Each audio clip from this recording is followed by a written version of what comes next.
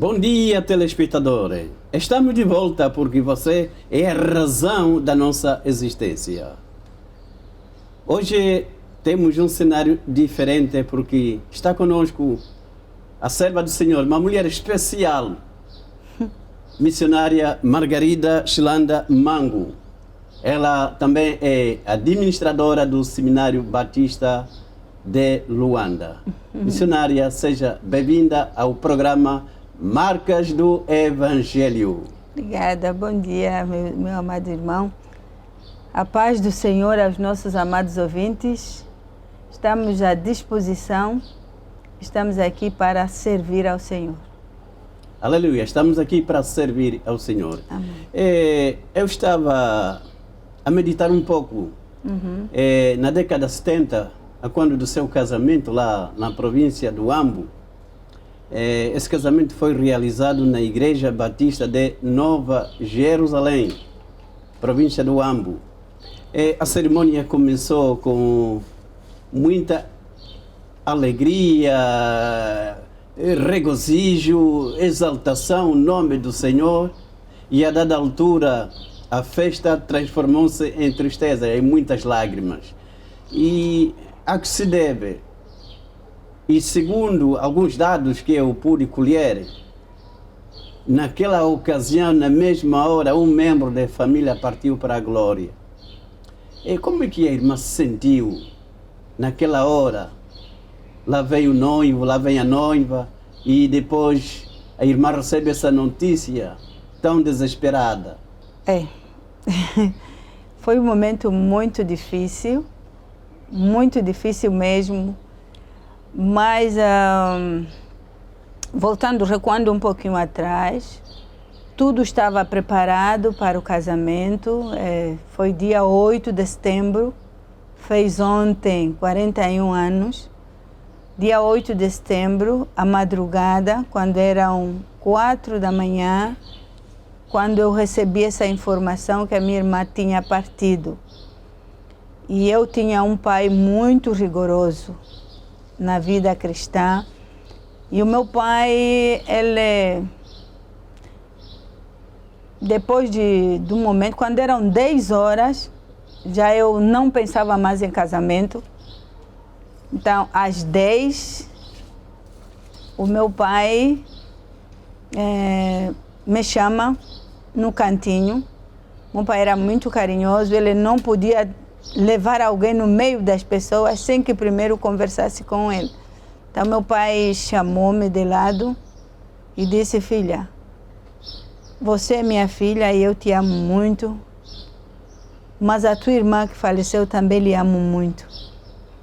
E eu sou homem de Deus, e Deus sabia que eu tenho o teu casamento, porque que ele, no mesmo dia, nessa madrugada, ele levou a tua irmã.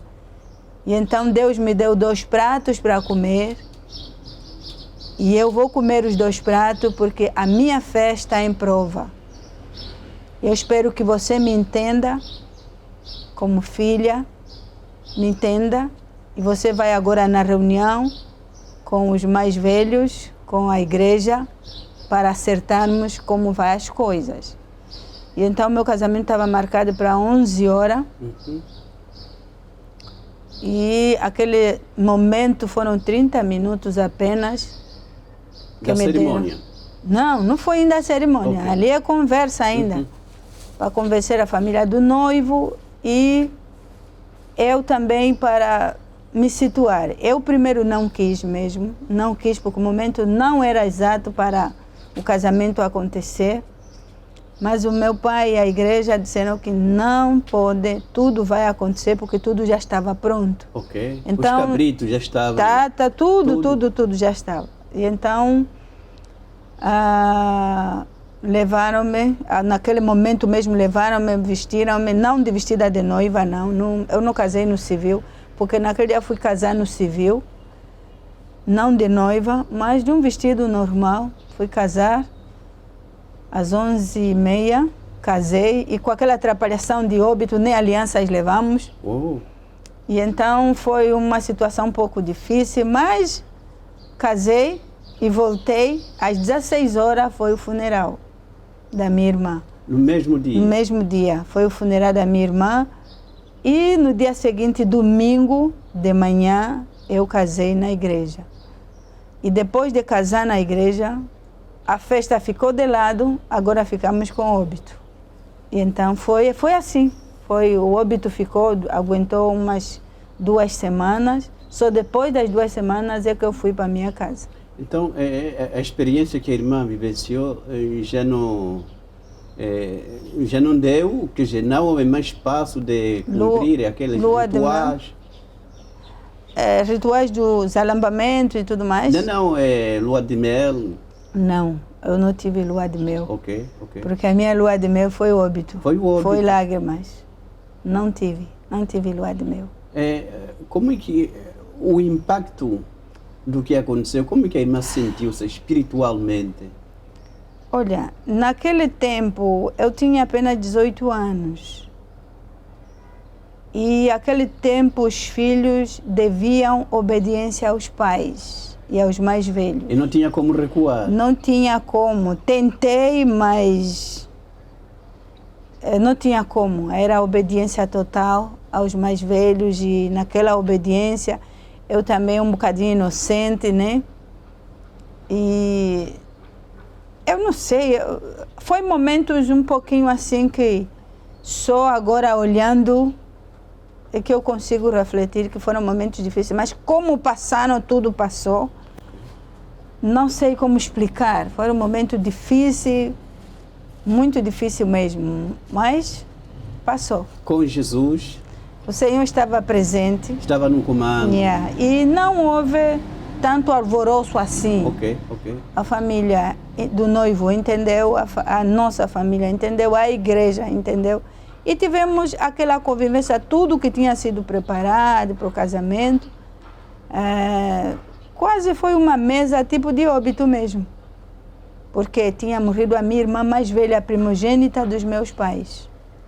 Foi uma etapa? Foi uma etapa. Agora, depois de deixar a província do Ambo, teve que aceitar a migração planificada, deixando o Ambo para a cidade de Luanda, que é a capital, em busca das condições.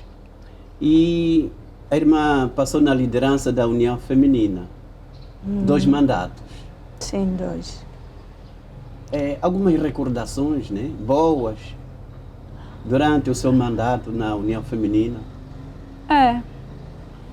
Eu entrei na liderança da União Feminina, primeiro provincial. Primeiro fui vice-presidente provincial em 1996. E em 1997 fui a presidente, mas eu não fui na Assembleia para ser eleita presidente. Eu fui na Assembleia como vice-presidente da província de Luanda. E lá a presidente, de repente a indicada, não aparece na Assembleia e então tinha que se encontrar uma outra pessoa para substituir a vaga para poder concorrer. E naquela reunião, me recordo como hoje, na primeira igreja batista do Lubito, a irmã que era vice-presidente nacional, que era a irmã Isabel Guigílio, ela disse que eu não estou a sentir chamada para ser presidente, para passar para presidente. Eu quero ser conselheira e não presidente. Então lhe perguntaram quem é a pessoa que Deus colocou no seu coração para concorrer na presidência no teu lugar. Ela disse, eu tenho, Deus já me deu, já orei, Deus já me deu. E é a irmã Margarida Chilanda Mango. Naquele momento, meu coração desabou. Queima-roupa na hora? Naquele momento, meu coração desabou e eu comecei a orar contra, para dizer, oh Deus, não sou eu, porque eu não estava preparada para assumir a presidência nacional da União Feminina. É verdade que eu já exercia essa função na igreja. A primeira vez que eu exerci a função de presidente da União Feminina foi na minha igreja Nova Jerusalém. E até a primeira vez que assisti à Assembleia Geral da Convenção, eu vim da província do Ambo em 1984, como presidente da União Feminina da minha igreja, Nova Jerusalém, Igreja Batista Nova Jerusalém, no Ambo, na Fátima. Mas não tinha experiência no nível nacional. E então esse nível nacional me criou um bocadinho de medo, insegurança. Ok. E também era um momento difícil da vida. Mas Deus operou. Deus operou. E naquele exato momento eu dizia que não. Havia o falecido pastor Domingos, da primeira igreja do Lubito, conversou comigo. A comissão de indicação conversou comigo. Uma missionária brasileira, também que vinha só para assistir a nossa assembleia, também conversou comigo. Lá foi às eleições e acabei sendo eu. Eu era a terceira. Me disseram, não se preocupa, o teu nome vai ser só o terceiro para completar só os 2 nomes que já estão em frente. Então você vai ser terceiro só para completar. Então eu aceitei, porque é só para completar. Não esperava que eu aqui seria a presidente. Mas depois das eleições, eu saí como presidente. Na verdade, muita gente me chama de presidente chorona, porque eu chorei muito. Eu não cria, eu via aquele peso muito grande, era a primeira vez, era muito difícil, mas fui aconselhada, fui consagrada a Deus naquele mesmo dia e me disseram, se prepara para entrar no seminário, já que você está a chorar que não sabe, então vais para o seminário para aprender as ferramentas. A missionária Nauzira tinha disposto uma bolsa de estudo para eu poder estudar no seminário. E então aceitei, foi em março de 1997, e em agosto de 1997 fui homologada na Assembleia da Convenção Batista de Angola. Graças a Deus. Graças a Deus. Nesse período, entre março até agosto, foram momentos de muita luta. Alguns diziam não, outros diziam sim. E então, o nosso pastor Guigílio, nosso conselheiro, e o pastor João da Silva, eles diziam, aguenta só aí, nós não temos nada para fazer porque a Assembleia da União Feminina te elegeu e nós não temos nada. Vai até a Assembleia da CBA. Se Deus mesmo é que chamou a irmã até a Assembleia Geral, a irmã vai passar. Eu disse, tá bom. Então, aguentei até a Assembleia e lá a Assembleia também me homologou para presidente. E alguma lembrança muito boa que eu aprendi nessa liderança, eu sempre me apresentei como uma pessoa que não sabia nada e que queria aprender. Sempre que eu fui a primeira a escrever o programa da União Feminina. Sempre que eu fazia o programa da União Feminina, as datas especiais não havia. Foi nessa assembleia onde se determinou o Março Mulher da Convenção. E então, a partir dali, eu comecei a fazer os programas, comecei a escrever os programas para o ano todo e comecei a aprender. É nesses programas que eu fui aprendendo. E o meu desafio era treinar liderança para o futuro. E eu focava a minha liderança nos treinamentos e foi uma recordação muito boa que hoje tenho, olhando para o nível nacional, as mulheres pregando, as mulheres ensinando. E então isso tem sido para mim é uma grande vitória. Amém. Porque anteriormente, nas igrejas, nos campos missionários, eram os pastores e os missionários que ensinavam a palavra de Deus às mulheres. Mas hoje, hoje as mulheres já ensinam. E uma das coisas que me marcou, de todas as assembleias que nós já tivemos, a que muito me marcou foi a de 2004. 2004, quando a paz entra, então a nossa delegação foi a primeira a abrir essa via do IG. levamos 6 autocarros para o IJE. Todas as províncias se acumularam aqui em Luanda e fomos para o IJE com 6 autocarros. Há uma questão que me inquieta. Eu já passei na liderança da União Masculina Nacional. Sim. Tivemos encontro nacional na província de Benguela, na província do Huambo, e o último foi no IJE. O número, veja, missionário, a nível nacional, encontro nacional, ali nós tínhamos os homens, o GAME e embaixador do rei. Ora bem, olhando para as províncias de Angola, o número não passou mais de 200 homens. Agora, voltando nas atividades da União Feminina a nível nacional, quando se fala do Congresso da União Feminina, da Assembleia, quer dizer, aí no templo já não há espaço. Não há espaço. Mas a que se deve? Onde está o segredo? Será que os homens não estão convertidos? Acho que não, não estão convertidos? O que é que se passa? Acho que não por aí. Os homens estão convertidos. O problema está na diferença entre o ser da mulher e o ser do homem. O que é isso? O homem está ligado para a razão. A razão. Ele está à procura, ele sempre, antes de ir para alguma coisa, ele primeiro ainda tem que analisar os argumentos, se dá, se não dá. As mulheres são emocionais e as mulheres, elas sentem. Quer dizer, nós, as mulheres, sentimos o evangelho, o ministério como nosso. A marca a marca está lá, é nossa. E nós também somos obedientes aos nossos líderes. As mulheres são obedientes e nós somos obedientes mesmo. Eu concordo com a missionária, porque nós vimos, após a morte do nosso Senhor Jesus, no terceiro dia, não foi Pedro, não foi João, não foi Tiago, nem Felipe. Foram as mulheres que foram ao sepulcro para ver o corpo do Senhor. Sim.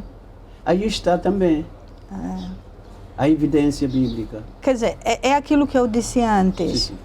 Que as mulheres têm o seu sentimento e a questão de adornamento, a questão de tratamento, a questão... Quer dizer, o sentimento, a dor, a angústia, é verdade que o homem também tem, mas na mulher é mais. Porque a mulher, quando começa a chorar, quando alguém vai, uma pessoa que ele ama tanto, quando se vai, a mulher perde o chão. Então as mulheres também, que andaram com Jesus, no caso de Maria Madalena, mãe de Jesus, essa Marta e outras, elas sentiram-se como se fosse necessário visitar o túmulo de Jesus. E como era costume também, naquele tempo, visitar as campas para balsamar os corpos.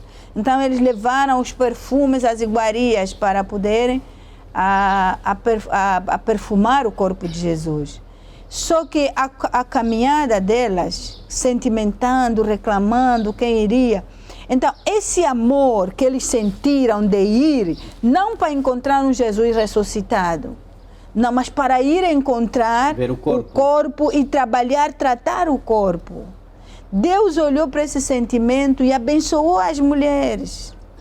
E abençoou as mulheres com a primeira visão do Jesus ressurreto. A sua experiência em termos de conversão, o impacto do Evangelho na sua vida? Porque hoje há muitos que dizem, eu já nasci na igreja evangélica, cresci na igreja evangélica e vou envelhecer na igreja evangélica até um dia o Senhor me chamou. Ali ainda não há conversão. Será que a irmã tem essa experiência? Não, eu não tenho essa experiência. Eu sei que eu nasci na igreja, Eu nasci na Missão Batista da Itunda. Cresci sobre o ensinamento bíblico. Mas a um dado tempo eu fui um bocadinho arrogante também, um bocadinho... Então aí ainda não houve conversão? Sim, aí ainda não houve conversão. Porque a conversão, o nascer na igreja, o nascer na família cristã, não tem a ver com a conversão. Você pode nascer na família cristã, você pode nascer no convívio cristão, e você pode não nascer de novo. E eu passei por essa experiência, graças a Deus, por isso que hoje eu consigo... Convertida, mas ainda bebia um pouco, escondida? Não, eu nunca bebi. Nunca bebi, nunca fumei, nunca fiz coisa... O meu problema é que eu era um bocadinho arrogante. Eu sempre falo isso, mesmo no seminário eu falo isso. Eu era arrogante, desprezava muito um bocadinho. Eu não sabia cumprimentar as pessoas. Não gostava de cumprimentar. E esse não cumprimentar as pessoas, não gostar de conversar, não gostar de estar onde tem muita gente, me custou muito caro. Porque quando eu quis ser batizada, meu pai disse que eu tinha que mudar.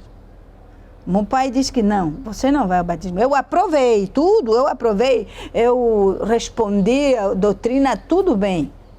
Mas meu pai disse que não estava pronta para o batismo, tinha que mudar. Porque as pessoas reclamam, eu não consigo cumprimentar as pessoas. Eu não tinha respeito pelas pessoas. Não sabia valorizar os mais velhos. Então, voltei no batismo. Pela segunda vez, meu pai, quando chegamos em casa, ele conversou comigo e ele me explicou o plano da salvação, assim, paulatinamente.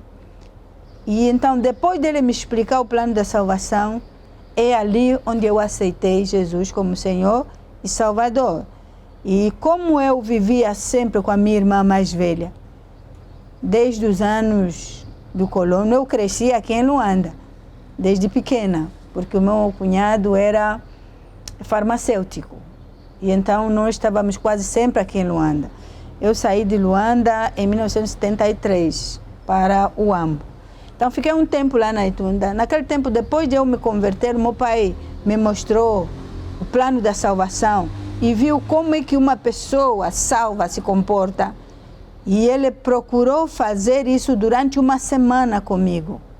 Trabalhou comigo durante uma semana e é assim que eu fui vendo também, o Espírito Santo foi me tocando e ele orava comigo. E assim eu consegui aceitar Jesus como Senhor e Salvador. Então a irmã tem marcas do Evangelho? Tenho, sim. E como a sociedade descobrir que essa mulher tem marcas do Evangelho? Como descobrir? Como descobrir? Acho que... Será que a irmã está a olhar no livro de Mateus 5, 13 a 14, como luz, como sal?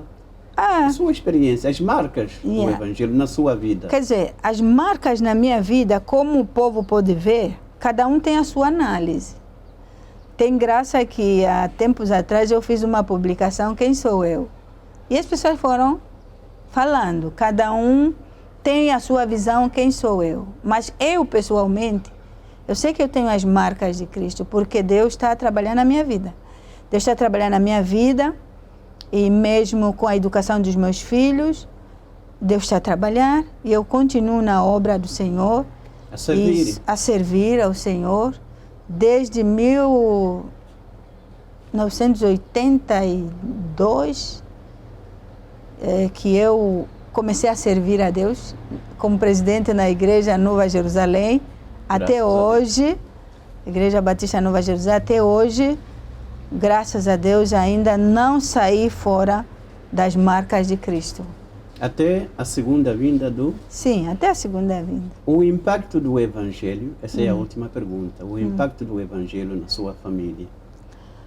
Olha, o impacto do Evangelho na minha família... Já que a irmã está salva, né? Eu tem que salva. Influenciar a família, né? Claro. E a Jerusalém começa em casa. Claro, claro. Começa em casa. Eu sou muito abençoada com relação à família. A minha família toda, que nós éramos 8 irmãos, agora somos 3 apenas. A minha família é... De agradecer a Deus, né? Agora somos 3, graças a Deus. É uma família cristã, com marcas mesmo. Os nossos filhos também estão na palavra, liderando. E as nossas filhas também estão na palavra. Ninguém se desviou.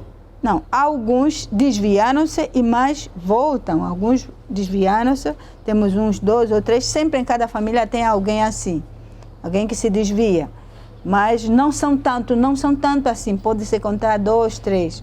Mas a maior parte, na minha casa,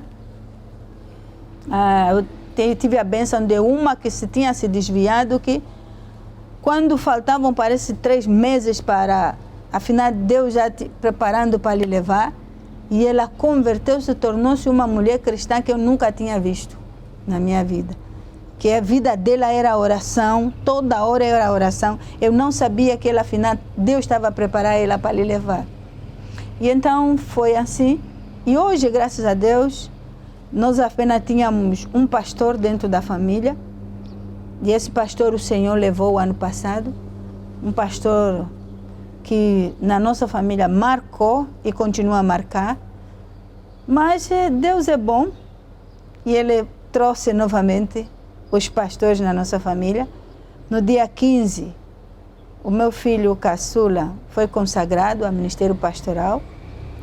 Graças a Deus. São bênçãos. As filhas das minhas irmãs, também os maridos, uma delas, o marido foi consagrada. Nossa neta, também o marido foi consagrado dia 16. E na minha casa eu tenho 2 missionários, eu tenho um pastor. Na minha casa tenho 2 missionários, tenho um pastor, tenho 2 levitas, que são dirigentes de música.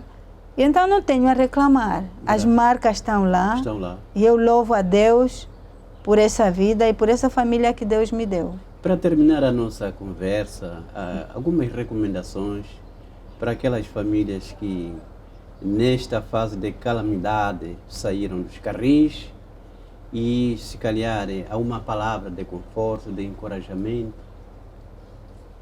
uma recomendação. A recomendação é que as mães devem, como mãe, né? As mães devem ser ministras de Deus em casa.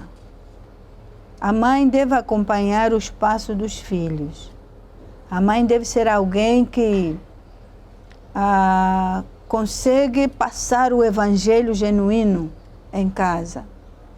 E obedecendo também aos pais. Os próprios pais têm que ter conversa com os filhos. Eu aconselho os pais a conversar, a se tornarem amigos dos filhos. Porque o evangelho não é mecânico. O evangelho precisa fluir.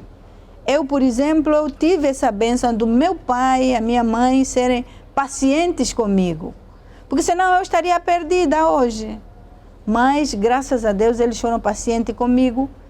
Mesmo na minha rebelião, na minha atrapalhação, mas eles sempre foram pacientes. E o meu pai teve uma semana inteira para me mostrar o plano de salvação. E aconselho que os outros pais, as outras mães, façam isso também. O culto doméstico não deve faltar.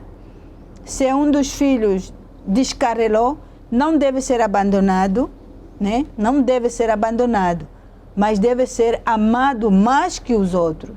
Estar mais próximo. Mais próximo desse. Mais diálogo também. Mais conversa. Muitas vezes não precisa conversa, porque o filho desviado não gosta de conversa, porque ele sabe que a mãe está vindo e a conversa. O que ele mais quer é amor, orar por ele, orar sempre por ele, a sós, e de vez em quando chamá-lo: filho, eu quero orar contigo. No momento que ele está, tem que saber também ver os momentos do filho. Porque há momentos que ele já vem assim, um bocadinho agitado. Então, a mãe ou o pai tem que ver se há momento, há condições para conversar com esse filho ou não. Então, esse é o conselho que eu deixo. Ser amigo dos filhos, orar por eles, não sempre confrontá-los, mas sim orar com eles à parte e respeitar os filhos. Hoje, muitos pais não respeitam os filhos. Bastou estar desviado, pronto, é o motivo. Cada vez que ele entra em casa é inferno que ele encontra. Em vez de encontrar paz, ele encontra inferno. Então eu aconselho os pais a terem paciência, amor, longanimidade, como diz a Bíblia, né? E procurarem orar mais, meditarem na mesa, porque a nossa mesa de casas é o nosso púlpito. Então esse é o conselho que eu deixo para os pais que têm os filhos ou os membros de família que desviaram. Não confrontá-los, mas sim orar com eles ou orar a sós por eles e também aconselhar, conversar com ele quando puder. Mas o mais importante é um amor manifesto. Muito obrigado, irmã missionária, por ter aceito o nosso convite. Obrigada. Contamos consigo nas próximas edições. Que Deus o abençoe. Obrigada, muito obrigada. E também contem comigo, sempre que puder, estarei disponível para cooperar e para trazer alguma palavra. Acabamos de ouvir o depoimento da missionária Margarida Chlanda Mango. E ao telespectador, o nosso muito obrigado pela sua audiência. Até a próxima edição.